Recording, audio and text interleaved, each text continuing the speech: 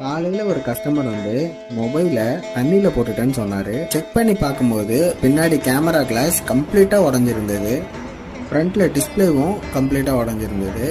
ஆனால் இது தண்ணியில் போட்ட மாதிரி இல்லையே அப்படின்னு நான் கேட்கும்போது அவர் அப்போ தான் தெளிவாக சொன்னார், மொபைலை தண்ணியில் போட்டுட்டேன்னு.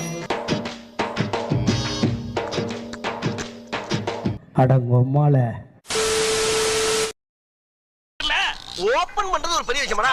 கொண்ட அண்ணன் ஓபன் பண்றாரு. பயப்படாரா, அண்ணனுக்கு எல்லா ரூட்டும் தெரியும்டா. இப்பவே சமக்காகடா. என்னடா பாக்குற? இல்ல சைல்ட்ல இருந்து கேப் இருக்கான்னு பாக்குறேன். இது போதும்டா. அண்ணே இது சார்ஜர் போறதுனே. எப்படினாலும் கேப் இருந்தா போதும். அதை வச்சு நம்ம ஓபன் பண்ணிடலாம். இப்ப பாரு.